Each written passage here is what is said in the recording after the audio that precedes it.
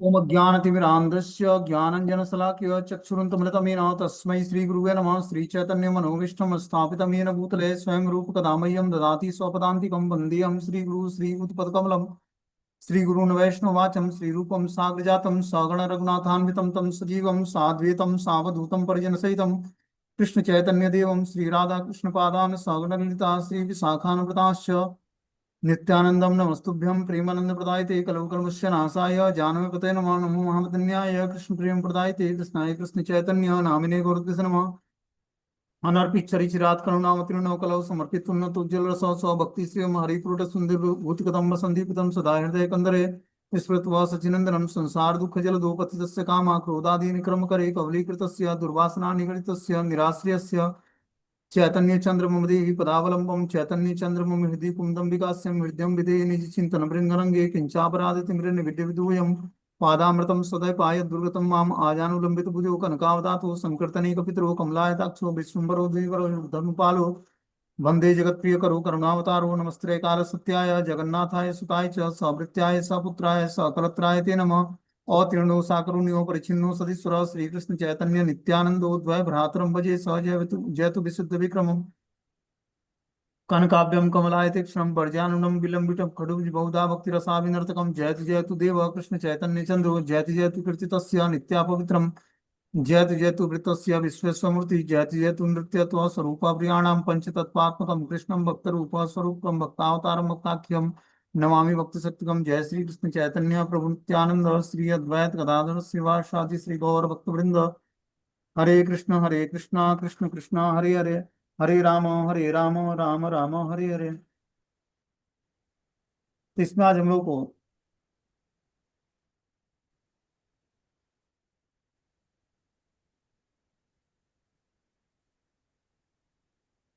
मध्य लीला चैतन्य भागवत मध्य लीला तृतीय अध्याय और इसको प्यार संख्या 43 नंबर पढ़ना है।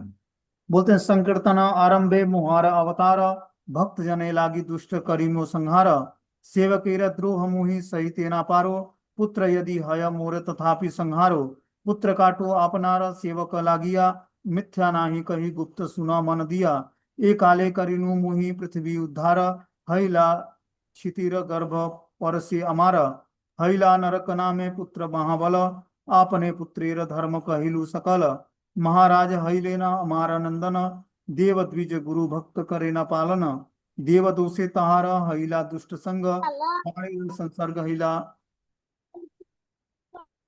भक्त द्रोह रंग सेवकेरा हिंसा मोहि ना पारो सहिते काटिनु अपान पुत्र सेवक रखिते जन्मे जन्मे मोर सकल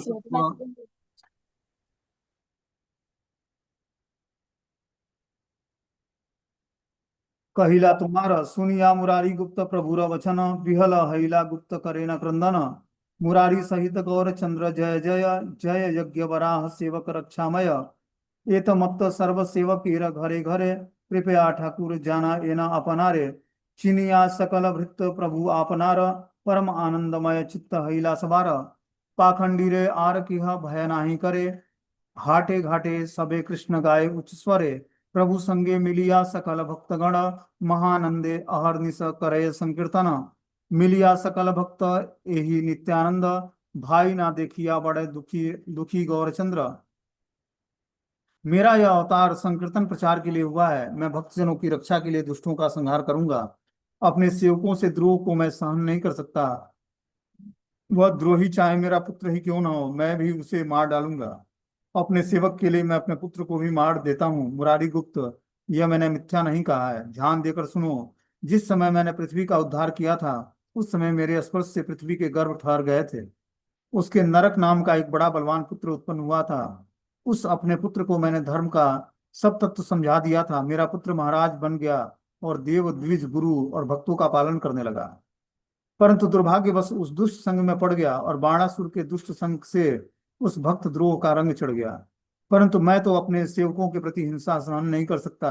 इसी से अपने सेवकों की रक्षा के लिए मैंने अपने पुत्र नरकासुर को काट डाला है। तुमने जन्म जन्म में मेरी सेवा की है, इसी कारण मैंने यह सब तत्व तुम्हें कह सुनाया है। प्रभु के वचनों को सुनकर मुरारी गुप्त आनंद से विहल होकर रोने लगे। देखो कितना इंपॉर्टेंट बात बता रहे हैं कि मेरा यह अवतार संकीर्तन प्रचार के लिए हुआ है। महाप्रभु का जो चैतन्य महाप्रभु का जो अवतार है वो संकीर्तन के प्रचार करने के लिए है। मैं भक्तों की रक्षा करने और दुष्टों का संहार करने के लिए हर युग में प्रकट होता हूँ। अपने सेवकों से द्रोह को मैं सहन नहीं कर सकता। जो मेरे सेवकों से द्रोह करता है उसको भगवान बर्दाश्त नहीं करते हैं। वह द्रोही चाहे मेरा पुत्र ही क्यों ना हो, उसे भी मैं मार डालूंगा। कि और जो द्रोही हमारा पुत्र हो, जो हमारे भक्तों से द्रोह करता है, ऐसा हमारा पुत्र भी हो तो मैं उस पुत्र को भी मार दूंगा। उसे भी मैं मार डालता हूँ। अपने सेवक के लिए मैं अपने पुत्र को भी मार देता हूँ। मुरारी गुप्त, यह मैं मिथ्या नहीं कह रहा, ध्यान देकर सुनो।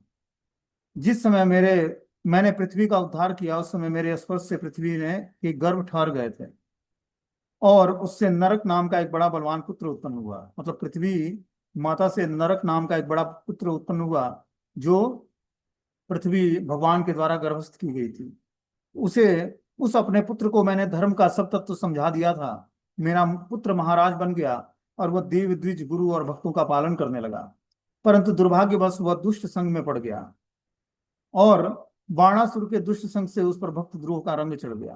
तो बाणासुर जैसे असुरों का संग कर लिया, जिससे उससे भक्त द्रोह का रंग उस पर चढ़ गया। परंतु मैं तो अपने सेवकों के प्रति हिंसा सहन नहीं कर सकता। इसी से अपने सेवकों की रक्षा के लिए मैंने अपने पुत्र नरकासुर को काट डाला, कि वो भक्तों के प्रति द्रोह करने लगा। इस कारण से बता रहे हैं भगवान कि मैं बाणासुर के दुष्ट संग से उस पर भक्त द्रोह का रंग चढ़ गया, परंतु मैं तो अपने सेवकों के प्रति हिंसा सहन नहीं कर सकता। इसी से अपने सेवकों की रक्षा के लिए मैंने अपने पुत्र नरकासुर को काट डाला है। तुमने जन्म जन्म में मेरी सेवा की है, इसी कारण मैंने यह सब तत्व तुम्हें कह सुनाया है। प्रभु के वचनों को सुनकर मुरारी गुप्त आनंद में विह्वल होकर रोने लगे। ये सब वचन जब भगवान सुना रहे थे, तब मुरारी गुप्त आनंद में विह्वल होकर रोने लगते हैं।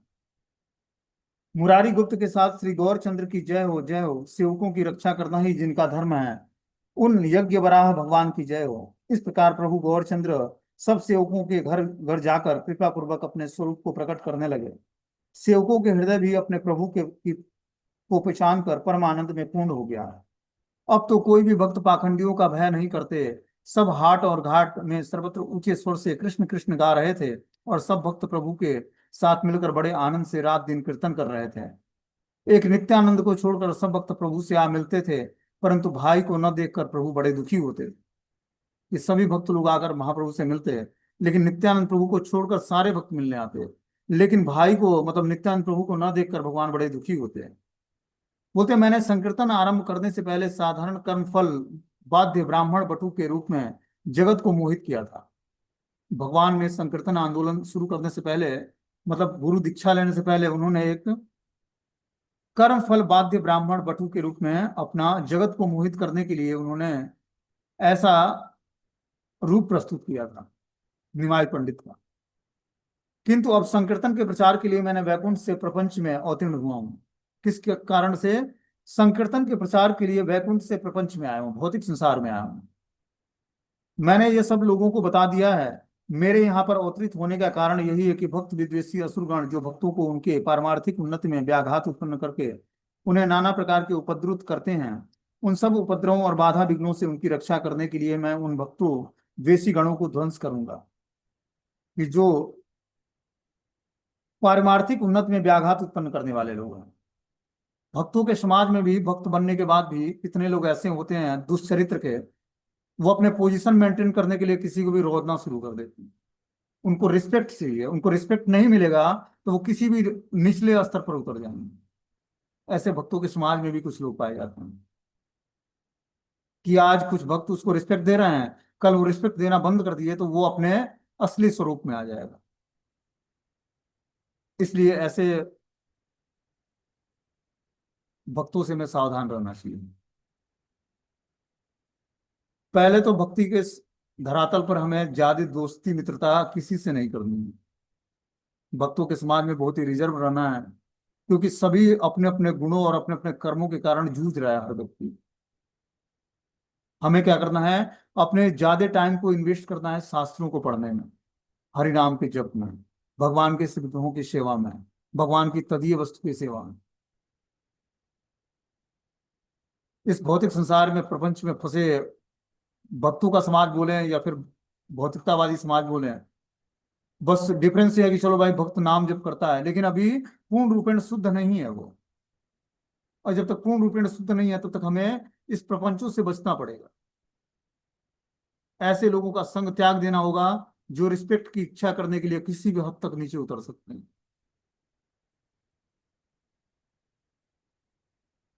तब जाकर हम भौतिक संसार में रहते हुए भगवान की भक्ति को स्वीकार करेंगे। जब तक व्यक्ति इज्जत मर्यादा और इन सब चीजों के पीछे पड़ा रहेगा, अपने भौतिक अस्तित्व को मेंटेन करने के लिए गाड़ी चाहिए, अच्छे ड्रेस चाहिए, अच्छा दो चार लोग हरे कृष्णा बोलने वाले लोग हो जाएं, साथ में दो चार लोग प्रणाम ठोकने वाले हो जाएं, कुछ ग्लोरिफिकेशन करने वाले लोग हो जाएं, वो व्यक्ति नाम कहाँ जप करेगा? नाम जप करेगा, चिंता इसी की लगी रहेगी उसको।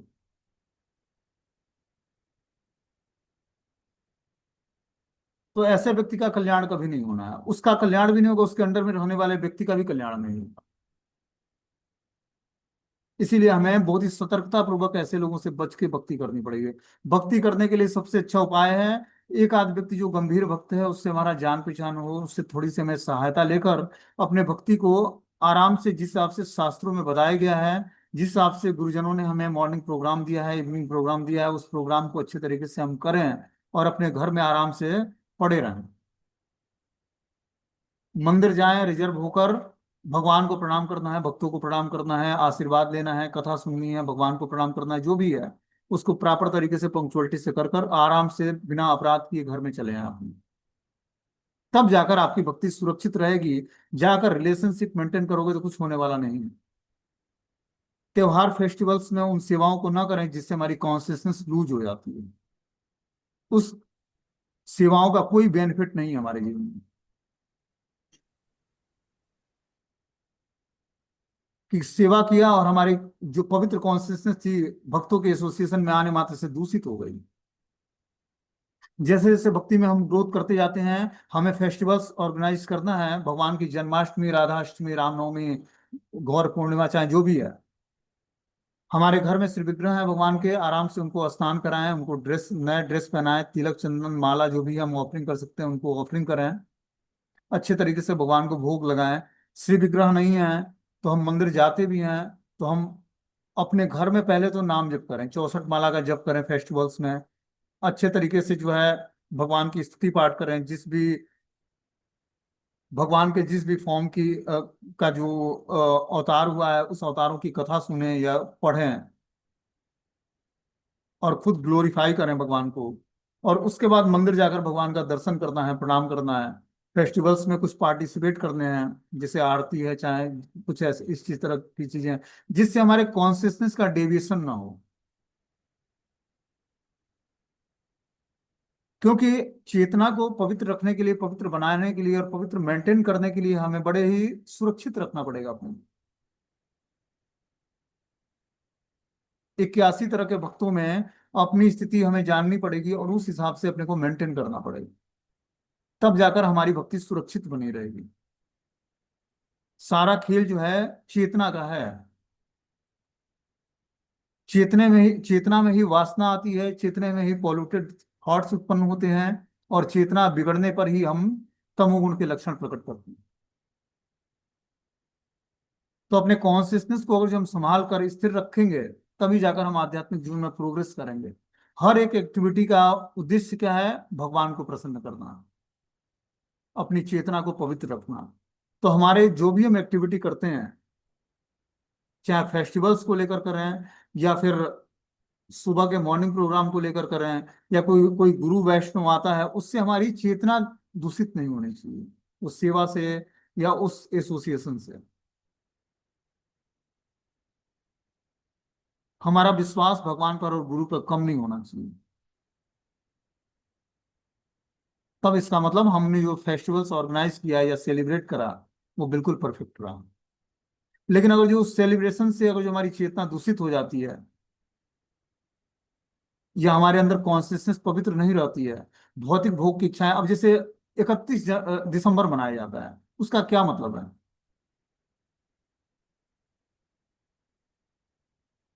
नए साल तो प्रवेश करने का गौड़ी वैष्णव संप्रदाय में गौर पूर्णिमा है।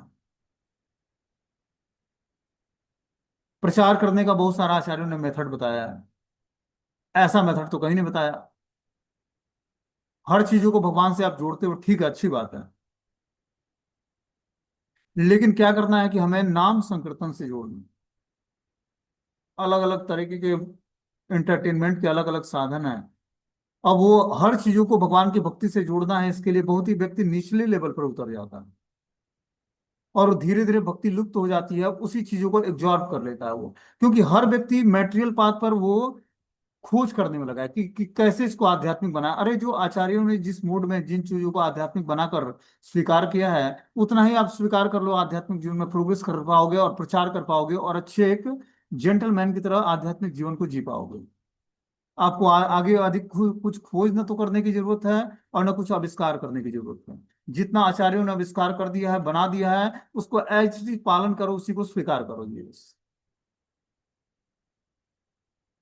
समय के साथ कोई परिवर्तन आने चाहिए, निश्चित रूप से आने चाहिए, लेकिन नियमों में परिवर्तन नहीं आना चाहिए जो आचार्यों ने सिद्धांत दे दिया है।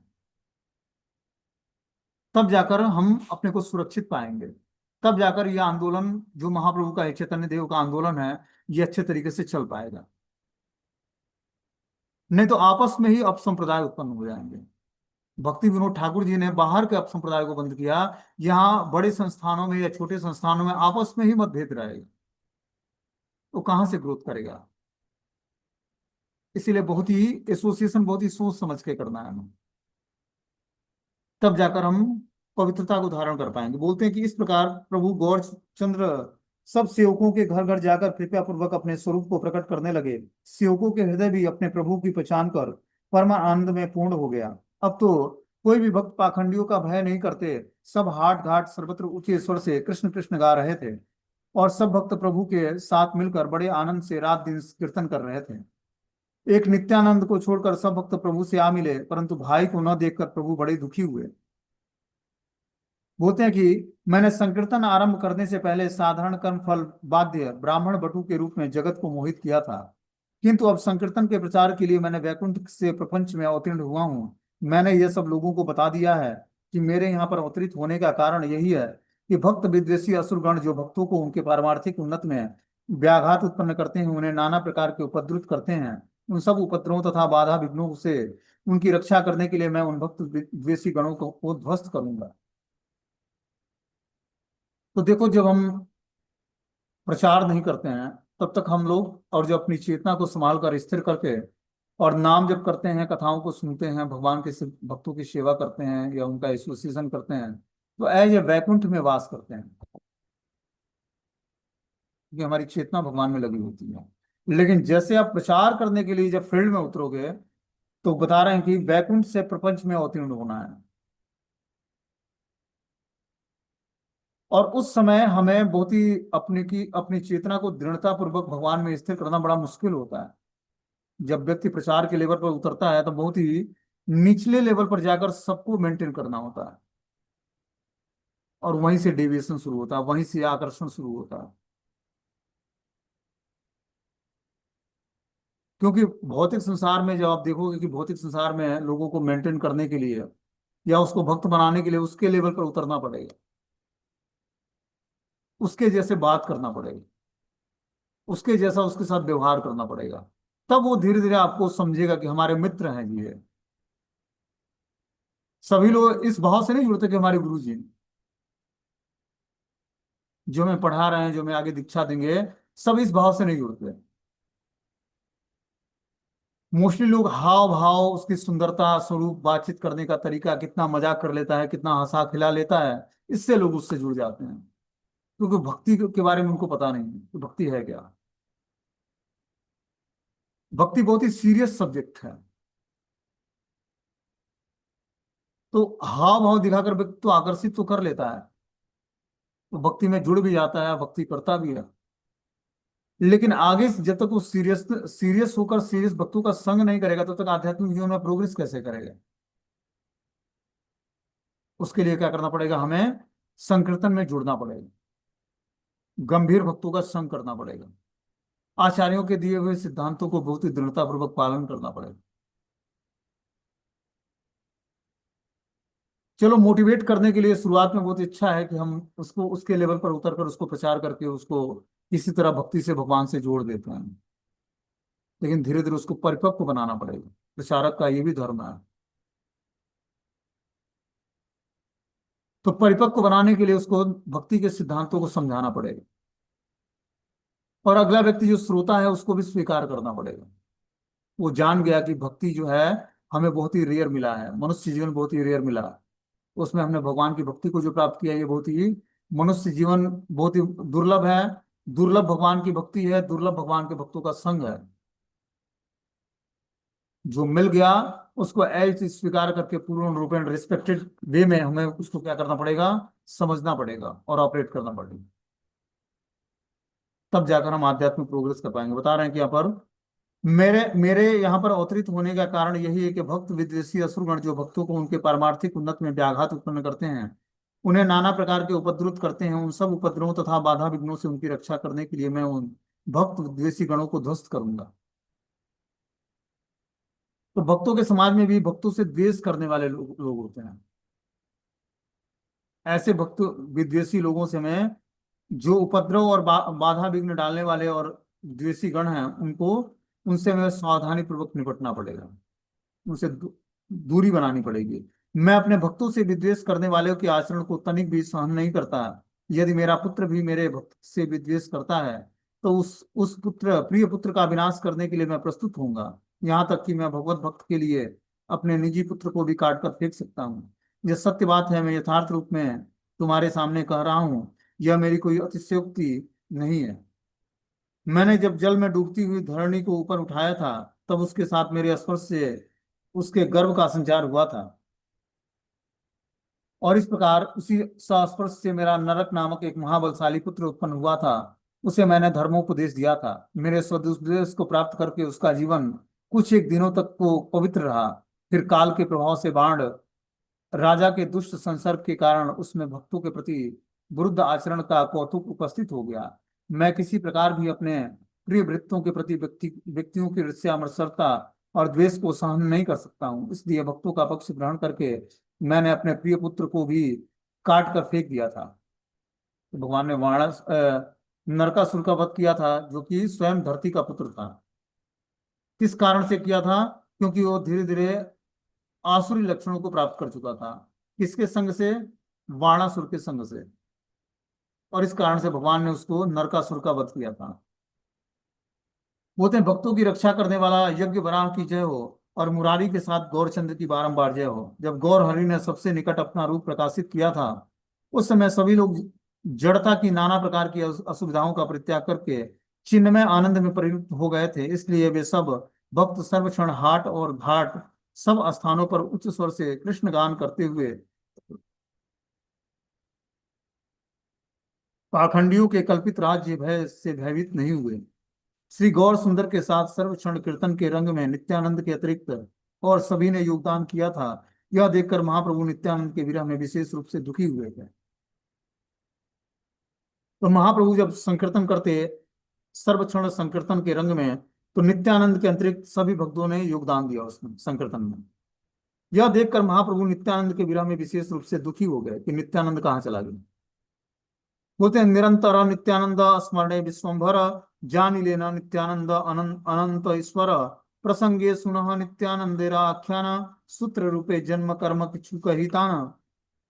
राण देशे एक चक्र नामे अच्छे ग्राम, यही जन्म लीना नित्यानंद भगवान। मोढ़ेश्वर नामे देव अक्षय कत दूरे, यारे पूजी याक्ष नित्यानंद हल धरे। से ग्रामे वैसे विप्र हड़ाई पंडित, महाविरक्तेर प्राय दयालु चरित। तार पत्नी पद्मावती नाम पतिव्रता, परम वैष्णवी शक्ति से ही जगत माता। परम उदार दुही ब्राह्मण ब्राह्मणी, तारे घरे नित्यानंद जन्म ली आपनी। सकल पुत्रेर ज्येष्ठ नित्यानंद राय, सर्व सुलक्षण देखी नयना जुड़ाय। तान बाल्य लीला आदि खंडित विस्तार, यथा कहिल हय ग्रंथ बहुतर। एहि मत्त कत दीने नित्यानंद राय, हड़ाई पंडितेरा घरे आछे न लीलाय। गृह छाड़ी वारे प्रभु करी लेना मन, ना छाड़े जननी तार दुखेर कारण। तिल मात्र नित्यानंद ना देखिलो माता, युग प्राय हेन वासे ततो अधिक अधिक पिता। तिल मात्र नित्यानंद पुत्रेर छाड़िया, कोथा वो हड़ाई ओझा ना या चलिया।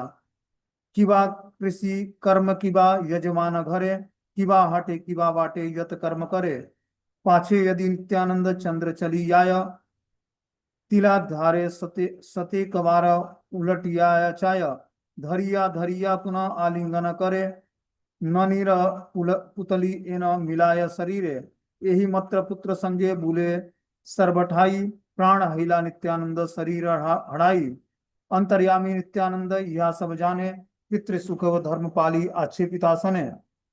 तात्पर्य में लिखते हैं श्री विश्वम्भर निरंतर नित्यानंद का स्मरण करते रहते हैं। विश्वम्भर के मन में इस दुख को अंतर्यामी नित्यानंद भी जान गए। अब प्रसंगवश नित्यानंद प्रभु की कथा भी सुनो। मैं सूत्र रूप में उनके जन्म कर्म का कुछ वर्णन कर रहा हूँ।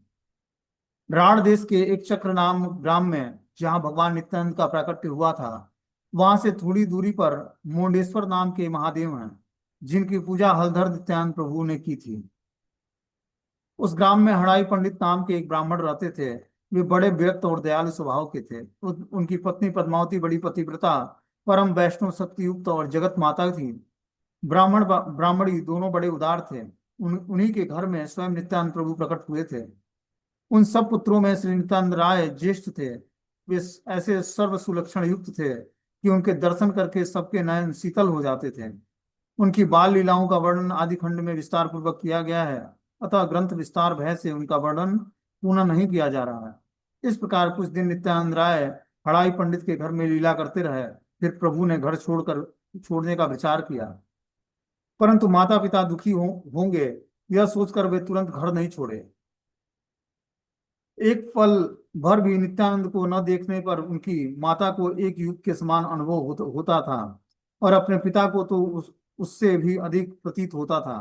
पिता हड़ाई ओझा तो पल भर के लिए भी नित्यानंद को छोड़कर कभी कहीं नहीं जाते थे। चाहे खेत पर जाना हो या फिर यजमान के घर अथवा हाट बाजार में जाना हो या रास्ते में कोई भी कार्य क्यों न हो, नित्यानंद चंद्र यदि उनको पीछे पीछे आते नहीं दिखते थे तो वे आधे क्षण भी 100 बार मुड़कर पीछे देखते थे और उन्हें पकड़ कर बारंबार उनका आलिंगन करते, मानो नित्यानंद मक्खन की पुतली जिसे वे अपने शरीर से ही मिला लेते हैं। इस प्रकार पुत्र को लेकर ही सर्वत्र आते जाते थे। तात्पर्य यह है कि नित्यानंद हड़ाई पंडित के शरीर के प्राण ही बन गए थे। अंतर्यामी नित्यानंद यह जान गए अपने पिता को सुख पहुंचाना तो पुत्र का धर्म है, उसे पालन करते हुए वे सदा पिता के साथ ही रहते थे।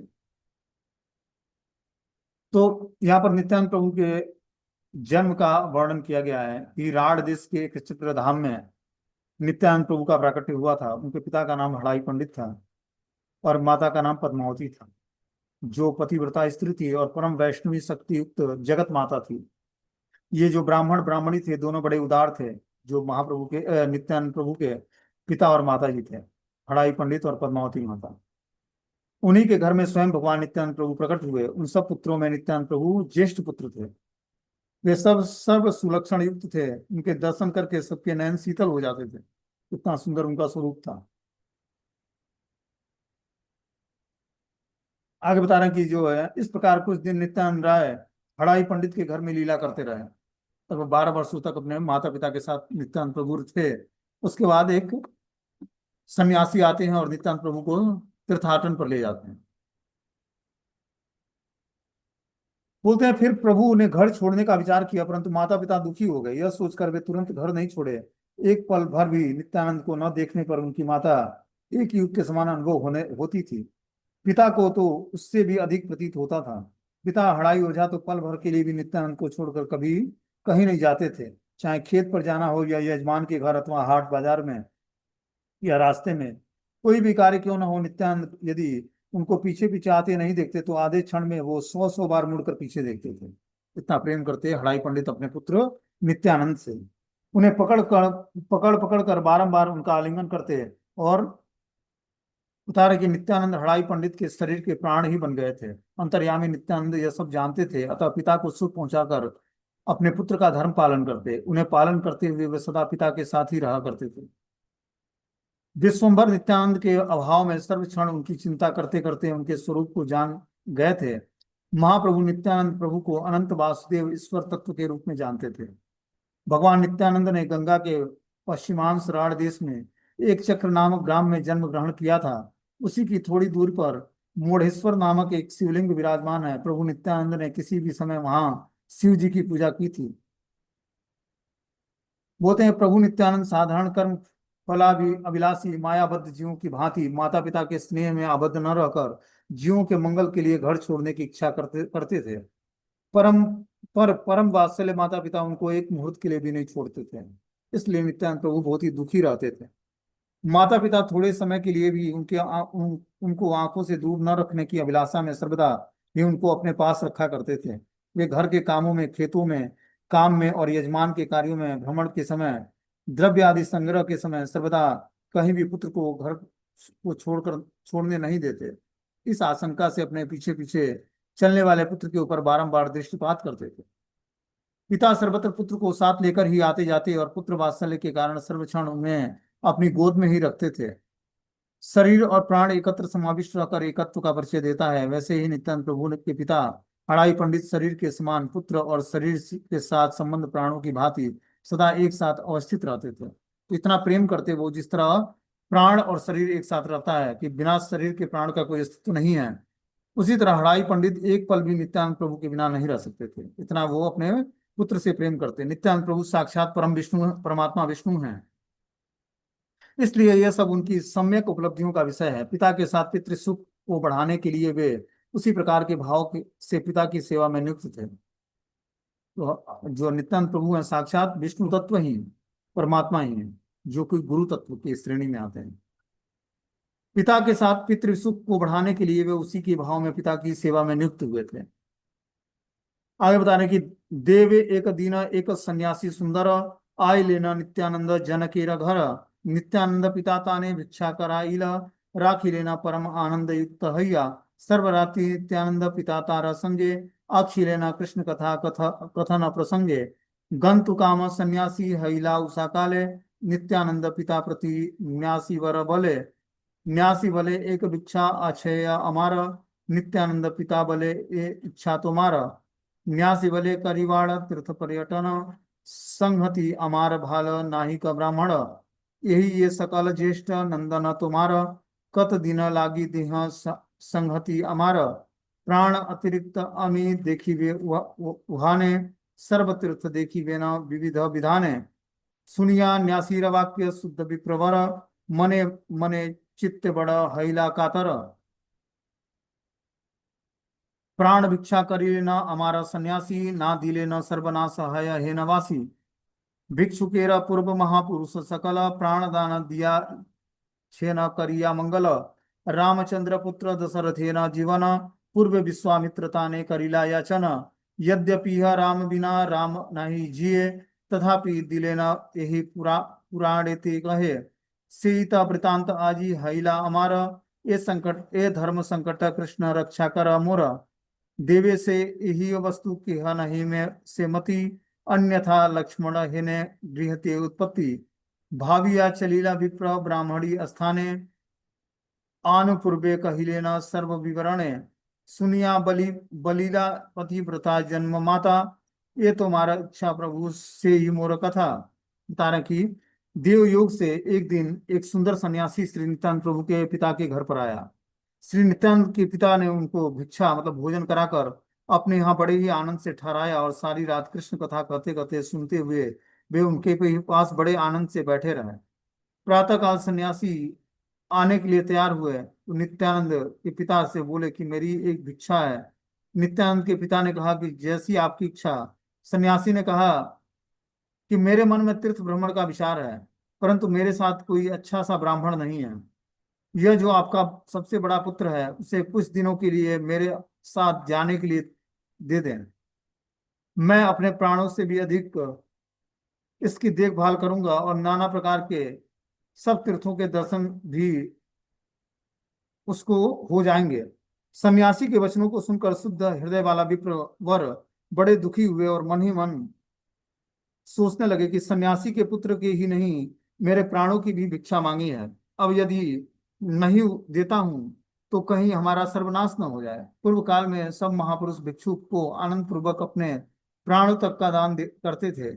विश्वामित्र मुनि ने दशरथ से उनके जीवन स्वरूप पुत्र रामचंद्र को मांगा था।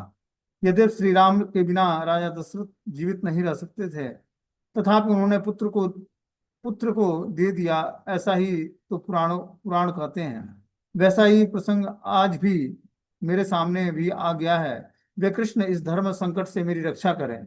देव योग से हड़ाई पंडित राजा दशरथ ही तो थे, फिर उनकी भी बुद्धि वैसी ही क्यों न होगी। यदि वह दशरथ न होते तो उनका घर नित्यानंद क्यों जन्म लेते। मन ही मन ऐसा सोच विचार करते हुए हड़ाई पंडित अपनी ब्राह्मणी के साथ गए और क्रमानुसार सब बातें कह सुनाई। सुनकर पतिव्रता जगत माता बोली कि आपकी जो इच्छा है प्रभु, वही मेरी मेरी भी समझे कि आपकी जो इच्छा है वो मेरी इच्छा जानकर उसको पूर्ति करें आप। हड़ाई पंडित ने परम आनंदित होकर अभ्या अभ्यागत एक सुंदर सन्यासी को अपने घर में भिक्षा करवाई। सन्यासी का स्वतंत्र भाव तो पंच शून्य यज्ञ में अधिकार न होने के कारण वे ब्राह्मणों को घर में भोजन आदि करा करके निर्वाह करते थे। तुर्याश्रम में स्थित सन्यासियों की भोजनादि के विषय में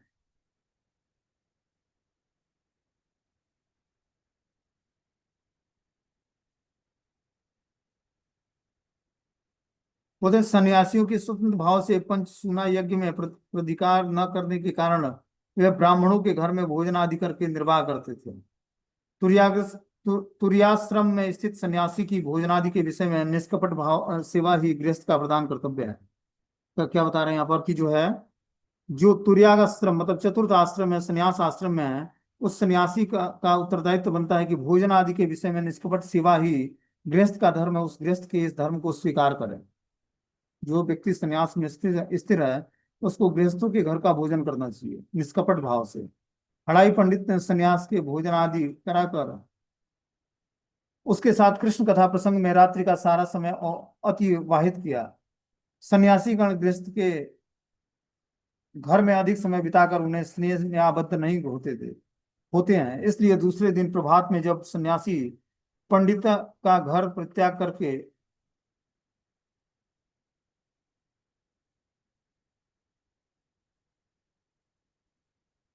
अन्यत्र जाने के लिए तैयार कर रहे थे, तब वे हड़ाई पंडित से कुछ कहने के लिए उद्यत हुए। क्या बोलते हैं कि जो है, एक दिन सन्यासी गण गृहस्थ के घर में अधिक समय बिताकर उन्हें स्नेह से आबद्ध करने में अधिक समय बिताकर उन्हें स्नेह से आबद्ध नहीं होते।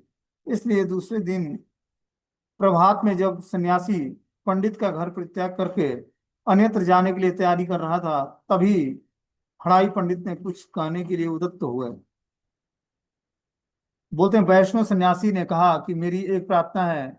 उसके उत्तर में हड़ाई पंडित ने उनकी प्रार्थना बताने की अनुमति दी। सन्यासी ने कहा कि मैं अभी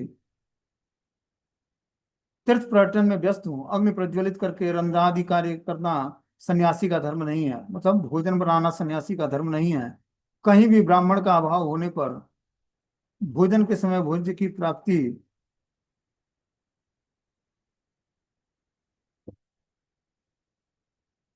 के लिए मुझे सहयोग के रूप में एक ब्राह्मण सहचर की आवश्यकता है। कुछ दिनों के लिए अपने ज्येष्ठ पुत्र को मेरे साथ भेज देने पर मैं उसको अपने प्राणों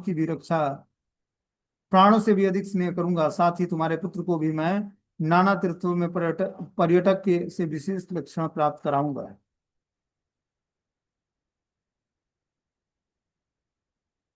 इस प्रकार बता रहे हैं कि अग्नि प्रज्वलित करके रंध्रादि कार्य सन्यासियों का धर्म नहीं है। सन्यासी जो है भोजन नहीं बना सकता।